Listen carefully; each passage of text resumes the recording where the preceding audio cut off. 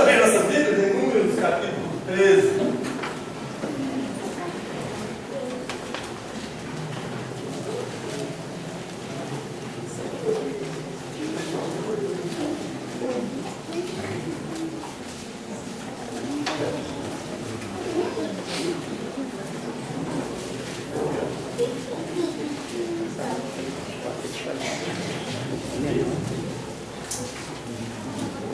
Infelizmente eu não tenho como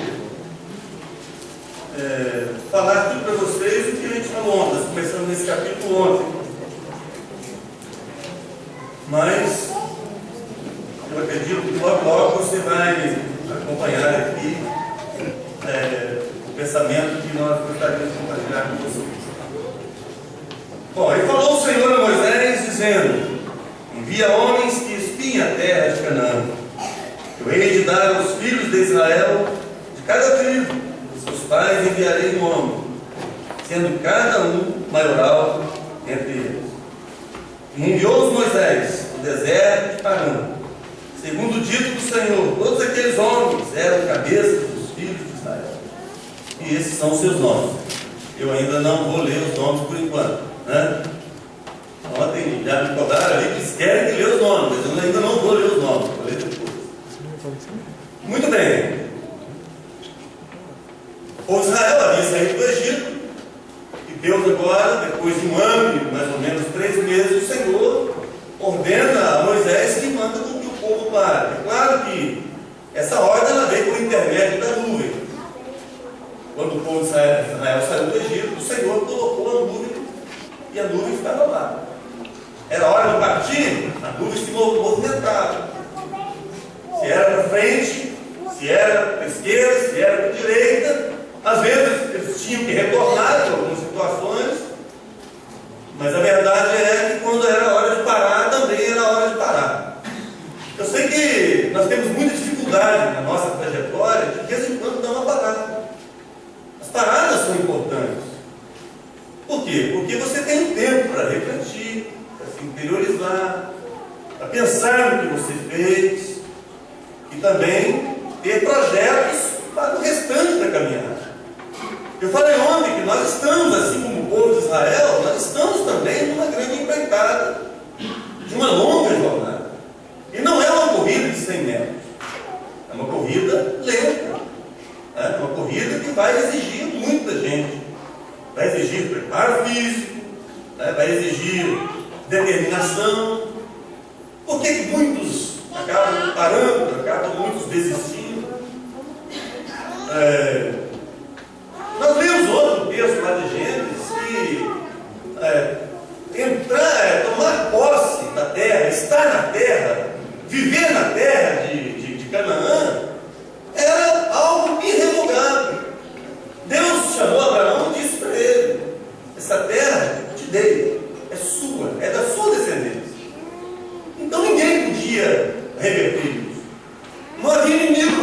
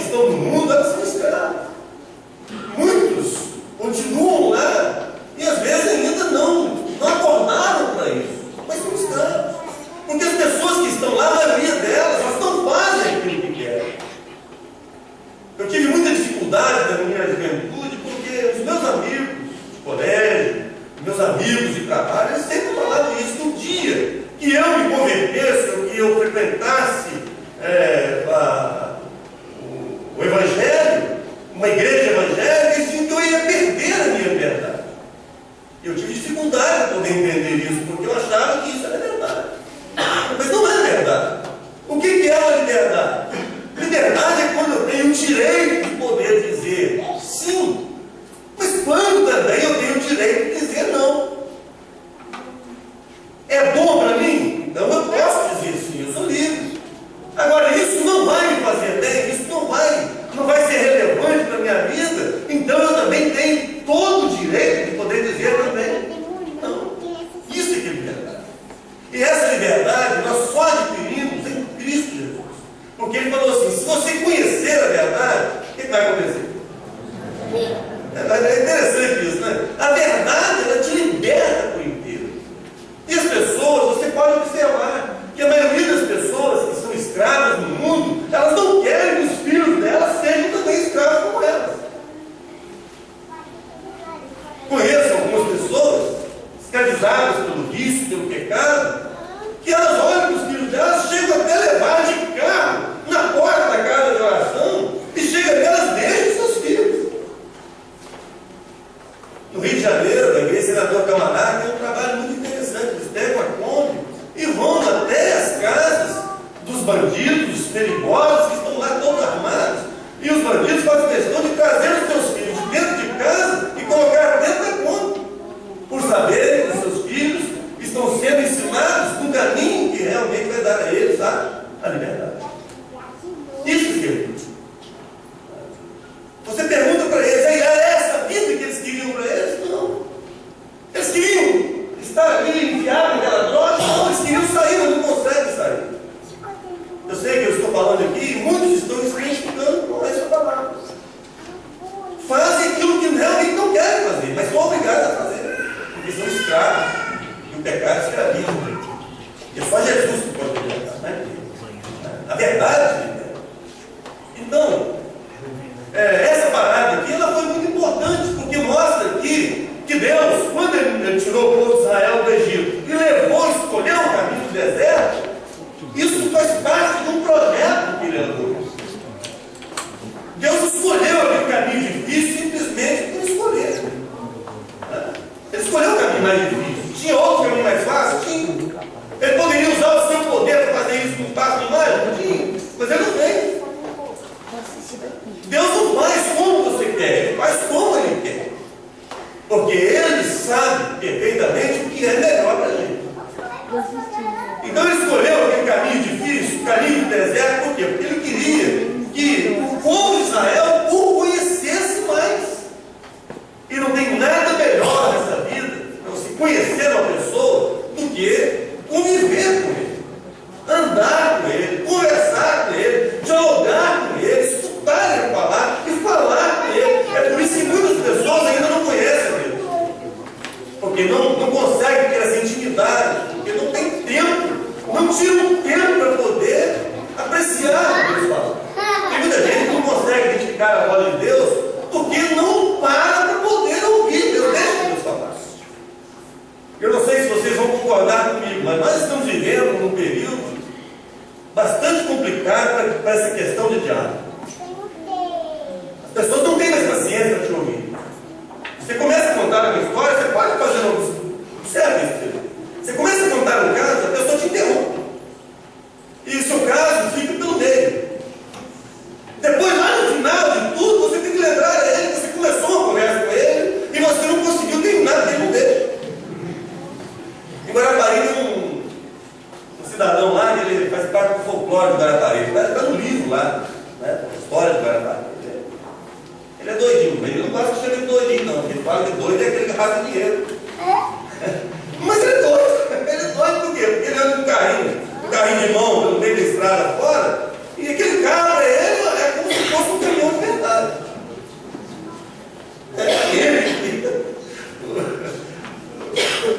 Vocês conhecem a história. Ele enche de papelão, de ferro velho, e faz aqui com poeira, tudo isso que carrinho, você quase não vê mais a cara dele, mas ele está ali. Lona aquilo direitinho, bota uma placa lá e tal, e diz que está transportando alguma coisa. Eu falei, você pergunta, onde está indo? Está Bahia, está São Paulo, Paraná, Guarapari não, lugar nenhum, mas é só outro lugar. Aí faz aquele carrinho de verdade. Mas é interessante conversar com ele. Eu amo conversar com ele porque eu começo a falar para ele, eu começo a contar uma história para ele. Ele me interrompe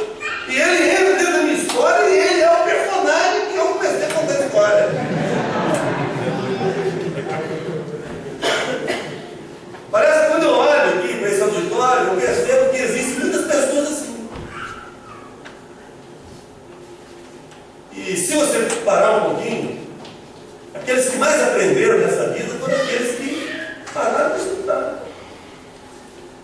Estudando você aprende. Por viver com Deus, você tem que aprender o seguinte, que Deus tem mais para falar do que para nos ouvir. Então deixa Deus falar, porque Ele tem coisas a serem segredadas. Então essa jornada aqui é muito interessante, né? Deus traz esse povo e Ele começa a andar com aquele povo, né? Ele levou para um deserto que não tinha nada. O que tem no deserto? Tem pão? Não. Tem água no deserto? Tem sombra no deserto? Tem shopping? Tem lugar para as mulheres comprarem tantos sapatos, né? E tantas bolsas, conforme vocês compram? Mas que coisa linda! O que Deus quer? Deus quer suprir as necessidades. O que vocês querem? É água? Vem cá. Vai naquela roda. Vai lá e você vai ver. É água de novo? Mas de novo? Pois é, porque eles olharam aquela água ali, aquela água é amarga, não presta, aquela água não pode ser bebida. Então vocês querem que aquela água pode potável, não sei, é isso que vocês precisam? Tá bom, joga um graveto lá. Pode pegar. Deus queria que eles vissem isso, porque quanto mais eles vissem isso, quanto mais eles iam conhecer de Deus, e quanto mais eles queriam conhecer de Deus, pelo menos deveria ser assim. É isso. Quanto mais você se aproxima de Deus, quanto mais você tem que querer mais dele. Foi assim que Davi se tornou um homem segundo o coração de Deus. Por quê? Ele era semelhante a nós, sem defeito. Teve falhas. Errou muitas vezes, cometeu erros absurdos que você não acredita que era ele. Será que é Davi mesmo? Será que é ele? É ele mesmo, porque lá diz, é o rei Israel. Esse foi o menino que eu tirei de trás das ovelhas e fiz dele o rei Israel, é ele mesmo. Mas eu conheço poucos homens da Bíblia que desejam tanto Deus como Davi desejou. A minha alma tem sede do Deus vivo. Assim como a corça anseia pelas águas correntes. Minha alma anseia. Então, é dessa forma que Deus quer lidar com a gente. Deus tirou a gente do mundo daqui. Ele poderia tirar a gente rápido daqui, mas Ele não tirou, Ele deixou a gente ficar aqui. Com qual propósito? Conhecê-lo mais e mais. Mas como fazer isso? Andando com Ele, convivendo com Ele. E a gente percebe, irmãos, que nós estamos vivendo também uma época em que a vida cristã, para muitos, se tornou mais um peso do que propriamente um prazer. São poucos que podem cantar esse hino que eu acabei de cantar. Que delícia, Senhor. Que coisa boa. Hoje é dia de culto, que bom que hoje é um dia de culto. Né? Reunião de oração, que bom, que momento precioso que eu vou ter para falar com Deus, junto com a minha comunidade, junto com os meus irmãos. Que bom poder compartilhar dos nossos problemas, das nossas lutas, das nossas batalhas, juntos, e poder então juntos colocar isso diante do altar do Senhor. Mas não, nós hoje de novo, nós amanhã de novo, né? Isso se tornou um peso e não propriamente um prazer essa caminhada. Nós podemos fazer da nossa jornada uma jornada mais prazerosa. Né? Olha que coisa bonita aqui. Deus manda o povo parar. Por quê? Porque agora eles já podem avistar a terra. Está ali pertinho deles. E o verso 2 diz exatamente isso. Envia alguns homens em missão de reconhecimento à terra. Terra que doa aos israelitas. Envia um líder de cada um. Olha que legal isso aqui. Pode ser qualquer um para fazer essa empreitada que Deus tem? Não. Tinha que ser quem? Os melhores. Podia ser 13? Não. Deus quer 12. É um de cada vez. Deus é detalhista. Podia ser 14. Cheguei a levar Mato Grosso e me levaram lá umas fontes, umas águas lá, de água quente. Aí cheguei lá, uma placa lá dizendo assim, quais eram os benefícios daquela água. Tem mais de 10 benefícios. Aí comecei a ver tudo. Aí tem um lá que diz assim, isso aqui, se você tomar 7 goles dessa água, todo homem fica, vai ter mais humor, vai ter mais força, vai ter mais não sei o quê. Mas eu fiquei preocupado com o número 7. Aí tinha mais 2 presbíteros comigo, eu falei para ele assim, isso aqui é meio complicado. Porque esse negócio de simpatia, isso aqui é uma simpatia. Esse negócio de tomar 7 agora. Tá aqui, vamos fazer uma reunião nós 3 aqui. Já que esse número aí é 7, vamos tomar 14 agora? Vamos tomar 14? Que a gente sai dessa simpatia aí, né? E vai fazer o benefício a ser dobrado. A gente riu muito de lembrar disso. Mas Deus falou 12. Tem que ser 12, um de cada vez. Os melhores. Os melhores. Eu acho interessante isso aqui, de aqueles que vão chegando, né, para esse exército do Senhor. Não é que você tem que estar acima de qualquer pessoa, mas você tem que fazer aquilo que é melhor. Eu fico pensando assim, quantos homens saíram do Egito quando Deus tirou de lá? Quantos foram israelitas? 600 mil homens. Moisés escolheu entre esses 600 mil, escolheu 12. Foi por acaso que esses homens foram escolhidos? Por que eles foram escolhidos? Porque a impressão que eu tenho aqui é que eles eram pessoas que se destacaram dentro de todo esse grupo. Eles foram líderes. São pessoas determinadas, são pessoas que têm visão, são pessoas que têm prioridades, estabelecem prioridades, são pessoas que querem. Não são pessoas que se escondem, não são pessoas que fogem, mas são pessoas que estão ali durante todo esse tempo. Eles se mostraram melhor. E eu pergunto hoje, nessa noite, você é quem aqui, dentro desse exército, Senhor? Eu sou Gabriel. Você é quem? O que você faz? Se tivesse que escolher aqui um grupo de pessoas, se Deus tivesse que escolher, você estaria incluído entre esses? Davi tinha um grandioso exército, vocês sabem disso. Na época de Davi não ficou nada. Quando Davi entregou o seu reinado a Salomão, não havia nada para ser conquistado, porque Davi, com o seu exército, havia conquistado tudo. Não havia ninguém que tivesse, nenhuma nação que tivesse coragem de enfrentar o exército. Mas o mais interessante é que nesse exército havia alguns homens que não se contentaram em ser apenas parte desse grandioso exército. Um grupo pequeno, de 37 homens, que eles têm como título nas escrituras sagradas como os valentes. Eu não posso falar aqui, eu não tenho tempo de falar sobre todos eles, porque esse não é o nosso objetivo, mas eu quero usar apenas um exemplo. E é por isso que eu deixei para água. Tem com sede, igual vocês estão. Eu sei que muitos de vocês gostariam de tomar essa água, mas eu não vou dar não. Davi está fugindo de Saul. Pode para ali, em cavernas, montanhas, desertos. Davi foge. Aí um dia Davi está pensando e começa a falar alto ali. Escassez de água, problema de água, muita sede. Eu imagino aqui a língua de Davi pegada ao seu paladar. Tanta sede. E de repente ele fala alto: se eu pudesse. Se eu tivesse à minha disposição aquela água lá da fonte de Deus.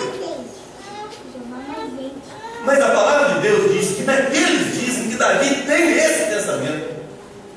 Os filisteus estavam todos acampados ali para guerrear contra Saul. Dois desses valentes ouviram quando Davi disse isso. E o que eles fizeram? Eles saíram da presença de Davi, pegaram uma botija, e diz a Bíblia que eles romperam por dentro do exército dos filisteus. Não me perguntem como eles fizeram isso, mas eles foram lá na fonte do deserto, encheram a botija de água, romperam de volta e chegaram diante de Davi. Davi cheio de sede, eles pegaram a botija de água e entregaram para Davi. Davi, Aqui está a água da fonte de Belém. Você tem que tomar. Davi olhou para ele. Pegou a botija de água. É careta de zumbi, ô. Olhou para eles. É careta de zumbi. Foi para a direção do Senhor e disse: Senhor, eu não sou digno de tomar a água que custou o sangue dos meus parentes. E a Bíblia diz que Davi pegou toda aquela água e derramou na presença do Senhor. Para quem foi oferecida a água? Para o Senhor. Davi não bebeu água, porque eles arriscaram a vida deles. Mas por que eles faziam assim? Porque eles eram tão determinados? Porque todos eles estavam dispostos a morrer para defender Davi. Abra a Bíblia de vocês. 2 Samuel, capítulo 21.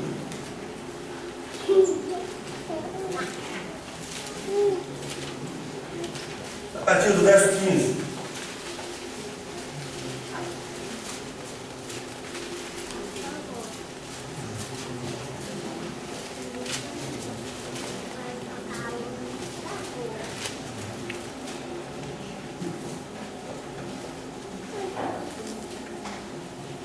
Tiveram mais os filisteus uma peleja contra Israel.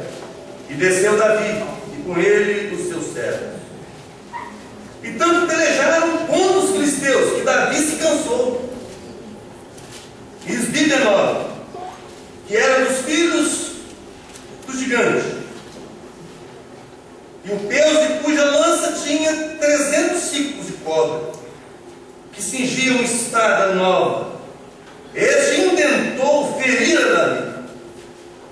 Porém, Abisai, que era um dos valentes, filho de Zeruí, o socorreu e feriu o filisteu e o matou. Então, os homens de Davi lhe juraram, dizendo: nunca mais sairás conosco na peleja, para que não apagues a lâmpada. A lâmpada? Vocês lembram por que o cego gritava desesperadamente na época de Jesus, dizendo: Jesus, filho de... Por que Davi não podia morrer? Porque Jesus era a lâmpada que não podia ser apagada. As pessoas desistem muito fácil hoje do seu ministério porque elas não fazem para o Senhor, elas fazem para alguém. Elas não têm um motivo, não têm uma razão, não têm. Muitos acabam desistindo porque elas não sabem verdadeiramente o que estão fazendo. Esses homens aqui, eles sabiam verdadeiramente o que estavam fazendo. Eles sabiam que tinham que proteger a vida. E é por essa razão que eles se prontificaram em dar as suas vidas para que Davi permanecesse vivo. Porque da descendência de Davi nasceria a promessa do nosso Salvador. Muito bem. Esses homens tinham que ser os melhores, porque eles seriam a visão de todo o arraial que ficaria ali. Segundo os historiadores, era quase uma média de quase 3 milhões de pessoas. Só Deus poderia sustentar tanta gente no deserto. Então esses 12 eles iriam lá. E eles trariam exatamente o que eles iriam presenciar. Por que Deus mandou eles lá? Para eles conferirem que realmente tudo que Deus havia falado é verdade. Então o que eles tinham que fazer? Olha o que Deus mandou. Veja se a terra é boa ou se ela é ruim. O que Deus havia falado sobre a terra? Era boa? É, a terra era boa. Veja se o povo é forte ou se o povo é fraco. O que Deus já havia falado para eles? Que o povo era de jeito. O povo era forte. Cidades fortificadas. Homens preparados. Estão enraizados lá. Veja se as cidades possuem muros ou não.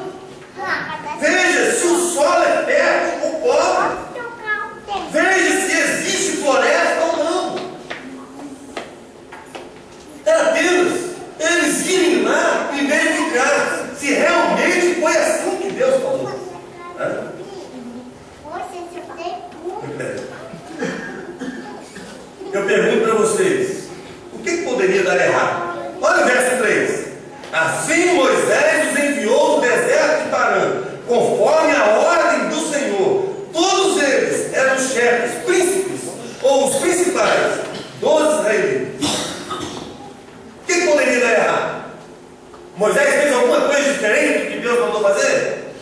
Não. Fez conforme o Senhor mandou fazer. Quem mais? Escolheu os piores ou escolheu os melhores? Escolheu os melhores. O que mais que nós temos aqui? Deus deu um projeto, um plano para eles. Façam desse jeito que está aqui. Poderia dar errado? Não. Não poderia dar errado. Aí agora eu volto para vocês, irmãos. O que poderia dar errado na sua vida? O dia que você aceitou Cristo como seu Salvador e decidiu seguir essa jornada, o que poderia dar errado? Alguma coisa foi feita de tal forma que poderia você não dar certo nisso tudo, dessa empreitada? E além do mais, o povo teria quem na frente para poder entrar dentro daquele lugar? Senhor. E na nossa vida? As coisas são difíceis? Se apela para quem? Para quem que se apela? Os obstáculos aparecem? Se apelar para quem? Não é ele que está ali? Ele não falou que vai tomar você pela mão e vai te guiar? Não é isso? E aí você começa a olhar a vida de alguns exemplos na Bíblia. Pessoas que Deus também apresentou para eles um projeto. Pensa no caso de Noé. Deu certo o projeto que Deus deu para ele? Faça o quê? Faça uma arca. Entra nela, você e a sua família. Coloca ali um casal de cada animal. Deu lá a dimensão da arca e a Bíblia diz que Moisés fez conforme Deus mandou fazer. Deu certo ou errado? Vamos pensar na vida de Abraão. Quantos anos tinha Abraão? 75 anos quando ele saiu de lá. Velho. Aposentado. Rico. Pensa que Abraão não tinha nada lá? Ele já estava realizando. Ele é mulher sozinho. Não tem filhos. Né? Tudo que ele ganhou o tempo inteiro acumulou só para ele mesmo. Tudo bem. Deus ofereceu para ele e falou assim: e aí? E o seu sonho? Sonho da monareta. Ele ainda está de pé. Eu não tinha 75, mas tinha 55. 50 não estava mais fácil, né? Então, o seu sonho é esse? Ah, legal. É esse o seu sonho? Você quer ter um filho? Amém. Então, tá bem. Então, você vai fazer assim, assim, assim, assim. Sara tinha lá os seus 60, né? E quem mais? Era estéril, não podia ter filhos. Então, o que importa isso para Deus? O que importa a idade para Deus? O que importa se ela é estéril ou não era? Deus apresentou o projeto. Abraão agarrou o projeto e partiu para cima dele. Foi atrás do seu sonho. Poderia tudo ter dado errado, mas não deu errado. Poderia ser diferente, mas não foi diferente. E ele alcançou o seu objetivo. Deus quer. Muito bem. Temos outro exemplo? Temos. De quem mais? Pensa em alguém. Nessa mesma trajetória. Pensa em José. Deu certo? Deu. Mas poderia ter dado errado. Quantas coisas apareceram no caminho, na trajetória de José para que desse errado? Mas não deu errado. José foi odiado pelos seus irmãos. José poderia ter reclamado com Deus: mas o que eu ganhei com esse filho tão obediente? Mas ele foi obediente. Os irmãos de José atenderam ele levaram, foi lá para o Egito. Chegou lá, ficou lá no meio de um monte de escravos. Outras famílias, outras pessoas, outros fazendeiros, outros negociantes poderiam ter comprado José. Mas quem comprou José? Coincidência, né? Não parece que foi uma coincidência? Outros poderiam, mas não comprou. Quem comprou foi Potifar. Quem era Potifar? O segundo homem do rei. Mas José vai para a casa de Potifar, chega lá, a mulher de Potifar se apaixona por ele. Poderia ter dado errado? Poderia. O sonho de José poderia ter encerrado ali. Mas por um lado ele olhava o seu sonho, por outro lado ele olhava aquela mulher. E a mulher todos os dias falava: queria José. Mas José queria aquela mulher? Poderia até, por ele ser um jovem que ainda não tinha tido nenhuma experiência com mulher, ele poderia ter caído com aquela mulher. Mas o seu sonho também tem que cair. Poderia ter dado errado, mas não deu. Não deu por quê? Porque ele depositou em Deus a sua confiança e também no projeto. Ele abraçou aquele projeto de Deus para a sua vida. Irmãos, os sonhos da gente, você pode sonhar grande. Não é pecado você sonhar grande.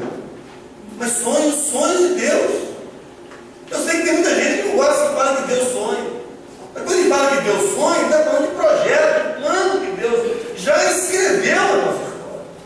Por que eu não estou lendo os nomes desses homens aqui? Porque eu quero perguntar para vocês quais são os nomes desses 12 que marcaram a sua vida.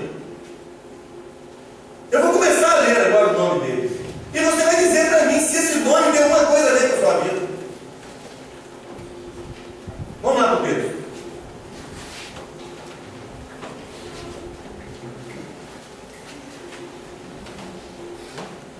Você quer que lê os nomes, né? Então agora vai. Agora eu vou te dar esses nomes. Da tribo de Rúben, tem um nome aqui, um nome estranho, mas é um nome. O nome dele é Samuel. Esse nome diz alguma coisa para você? Mas se você vê esse nome nas Escrituras, você é despertado por alguma coisa? Você vai lembrar alguma coisa assim, relevante para a sua vida? Da sua? Quem? Seria um nome que você teria alguma motivação até de colocar no filho seu? Não por ser bonito ou feio aqui, o nome, mas por algo que ele tenha feito? Ficou?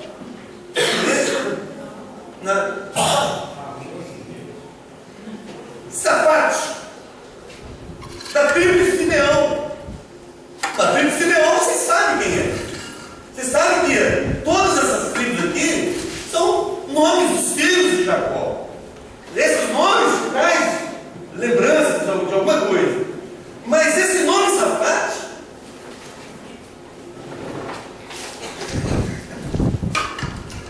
Caleb, quando eu falo esse nome, vocês levantam logo a cabeça, por quê? Por que de repente todo mundo levantou, tirou os olhos da Bíblia e olhou tudo para mim? Hã?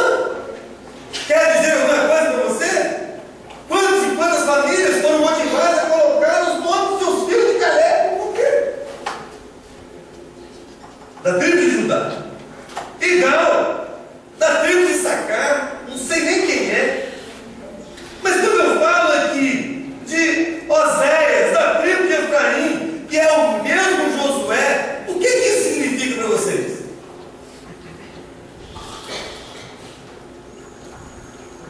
Muita coisa? Muita coisa. Palti, Gadiel, Gadi, Amiel, Setur, Nabi e Guel.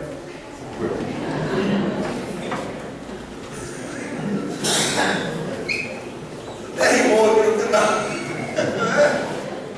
12 nomes. 12 alistados. Deus entrega para eles, por intermédio de Moisés, um livro com todas as páginas em branco. E diz para eles assim: escreve a história. Escreve.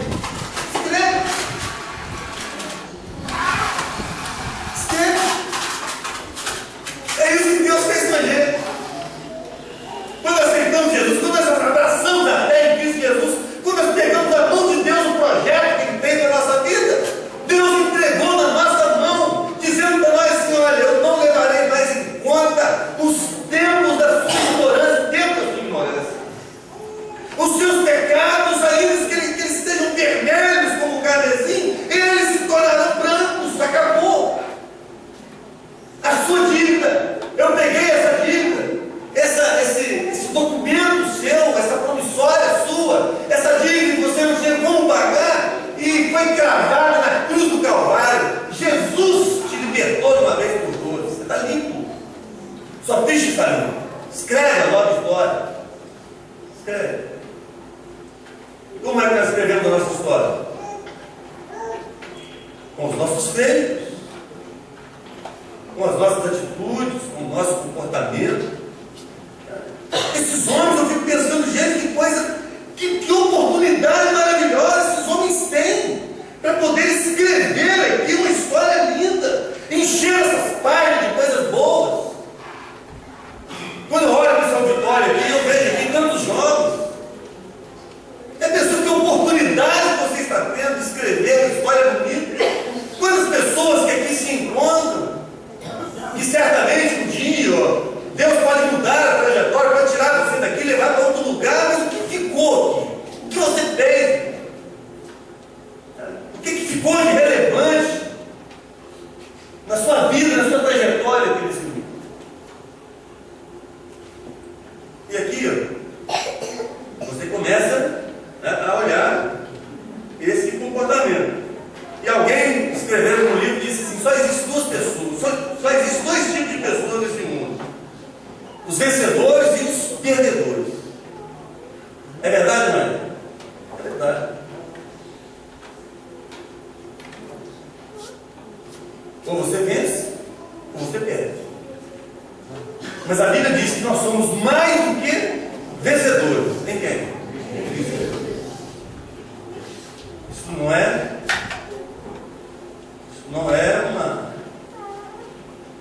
algo ilusório. Isso é verdade. Mesmo quando estamos achando que perdemos. A Bíblia diz que Paulo orou ao Senhor por 3 vezes para que ele tirasse dele aquele espinho na carne. Não sei o que é aquilo, mas só sei que aquilo era um mensageiro de Satanás e o incomodava constantemente. Mas a resposta de Deus foi uma resposta vitoriosa, dizendo: a minha graça se vai. A minha graça se vai. Muito bem. Eu fico maravilhado quando eu vejo esse nome de Caleb. Eu não quero falar de Josué, porque de Josué vocês já viram o nome dele lá atrás algumas vezes. Mas de Caleb é a primeira vez que o nome de Caleb aparece na Bíblia. É dessa lista. O nome de Caleb significa escravo. Quando Caleb nasceu, o pai dele colocou o nome dele de escravo. Significa alguma coisa para você? O que você acha? Quando Caleb nasceu, ele estava lá no Egito. Seus pais estavam escravos no Egito.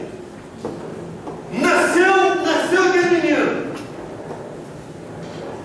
O pai falou assim: esse menino, vou colocar o nome dele de Caleb, que no hebraico significa escravo. O que eu vejo aqui?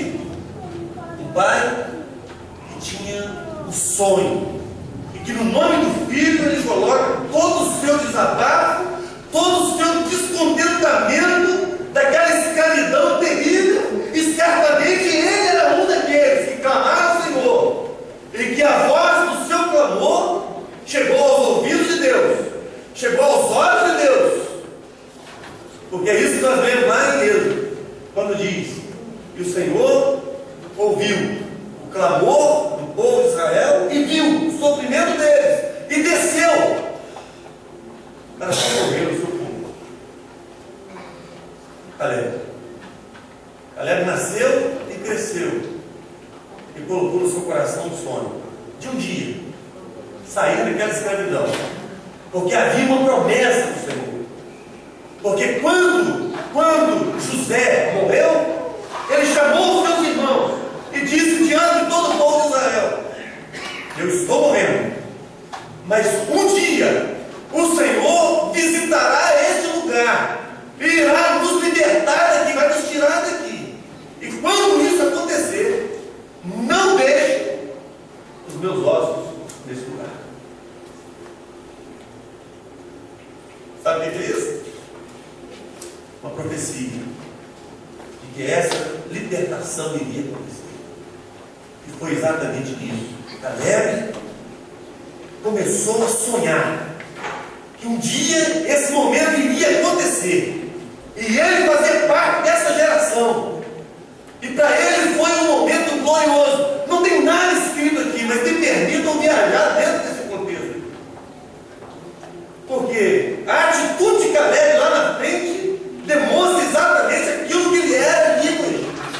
A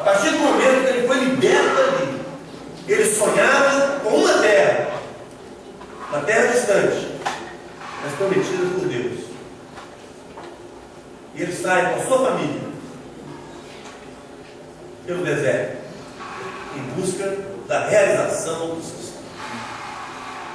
Irmãos, que Deus nos abençoe, que Deus nos ajude. E eu quero encerrar hoje esse momento exatamente conclamando a você. Sonhe. Mas por favor, não sonhe somente com as coisas desta vida. Porque as pessoas que se contemplam apenas com aquilo que é superficial, elas jamais vão encontrar as riquezas que Deus tem preparado para elas. Porque toda riqueza, ela está nas profundezas. Elas não estão na superfície. As profundezas de Deus. Quanto mais você vai aprofundando no seu relacionamento com Deus, quanto mais Deus vai revelando para você as suas riquezas. A maior pobreza do ser humano é quando ele pensa somente nessa vida. Hoje as pessoas sonham com carros novos, com empregos bons, sonham com casas, sonham com fazendas, sonham com sítios, sonham com tudo nessa vida.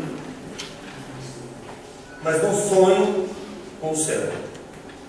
Eles não sonham com a eternidade. Hoje as pessoas ficaram difíceis de sonhar com o céu. Porque a visão ela está voltada somente para as coisas terrenas. Mas quando partimos dessa vida, não levaremos nada. Nada. Não vai restar nada. Jesus disse para aquele homem, na sua palavra: hoje pedirão a tua alma. E o que tens? Para quem será?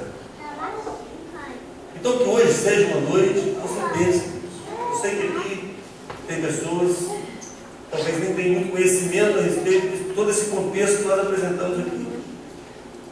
Mas hoje você foi forçado a ir em busca dessa verdade. A verdade que libera, a verdade que transporta você dessa vida para uma outra vida. Não é pecado você sonhar com as coisas terrenas, mas o que é pecado é você sonhar somente com elas e não sonhar com o céu. Que Deus te abençoe.